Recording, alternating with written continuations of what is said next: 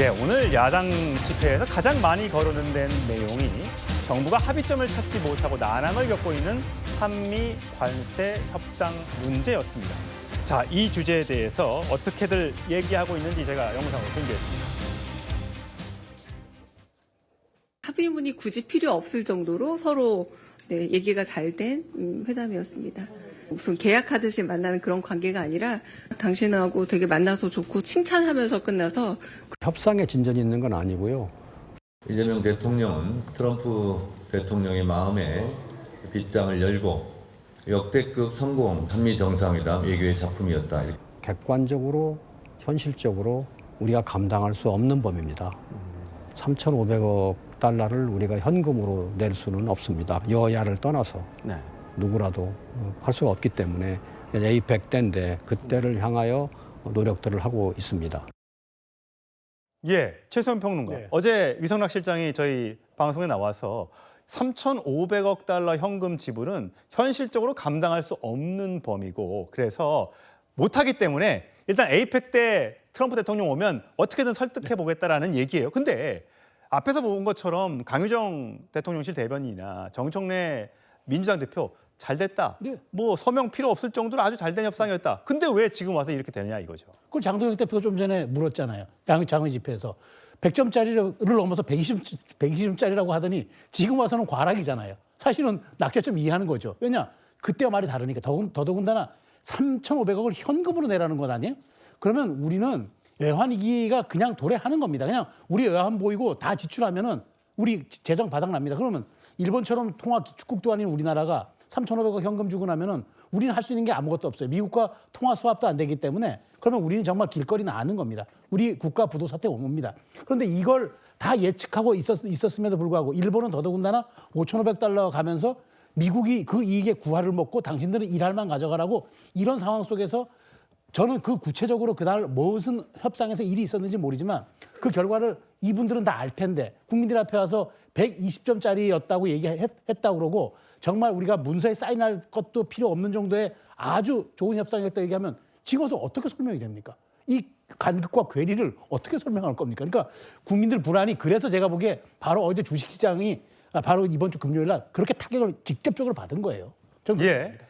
물론 뭐 월요일 내일 장이 또 열려 보면 반등을 할지 또 떨어질지는 좀 두고 봐야겠습니다. 김지욱 대변인. 지금 더민주혁신회의에서 트럼프 대통령의 이 선불 요구, 현금을 미리 내야 된다라는 요구에 대해서 귀신 씻나라 까먹는 소리도 정도가 있다. 오랜만에 들어보는 단어인데 문장인데 자 말도 안 되는 주장이다. 우리가 절대 이거에 대해서 국익을 버린 채 사인해서는 안 된다. 지금 이런 입장인 거죠?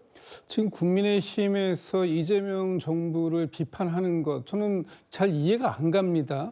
지금 우리에게 미국이 너무나 과도한 요구를 하고 있다면 과도한 요구를 하고 있는 그 미국을 향해서 국민의힘이 목소리를 내줘야 되는 거 아닙니까? 3,500억 불에 대해서 직접 투자를 요구한다. 그러면 당시에 말이 달랐던 거 아니냐. 그리고 이렇게 했을 때 통화 스와프라든가 이런 부분들에 대해서 왜 미국은 해야 할 역할을 하지 않느냐라고 같이 비판을 해줘야 정부의 협상력이 생기는 거 아닙니까? 그럼 미국에서 요구하는 것을 들어주지 않았다고 정부를 지금 비판하는 것입니까? 무엇을 하라는 것입니까? 정부가 지금 미국에서 요구하고 있는 3,500억 불에 대해서 우리가 이것을 하고 싶어도 할 수 없는 여러 가지 상황들이 있다라고 얘기했을 때 그 부분에 대해서 함께 힘을 실어주는 것이 국민의힘의 역할이다. 저는 그런 생각이 들고요. 예. 어쨌든 미국이 원한다고 해서 그것을 다 들어줄 수 있는 것이 우리가 우리의 국익을 포기하는 것 이것이 국익은 아니다. 그런 말씀을 드립니다. 당연하죠. 절대 우리 국익에 해하는 그런 협상은 해서는 안 되겠죠. 하지만 앞서 말씀드렸던 것처럼 잘 됐다. 여러 가지 모든 것이 다 원만하다라고 이야기한 이후에 나온 이런 여러 가지 이야기이기 때문에 국민들을 속인 것 아니냐 이런 의혹을 국민의힘에서는 제기하고 있는 거죠. 함께 보시죠. 이번에는 문건으로 나오는 게 아무것도 없어서 다른 나라 했을 때는 많이 나왔거든요. EU하고 했을 때 팩트sheet이 나왔고 지난번에 우리가 그 3,500억 불이라고 관세 협상 결과를 발표하지 않았습니까? 그건 좀 조삼모사 아닐까? 그런 걱정이 있어서 분명한 게 하나도 없지 않습니까?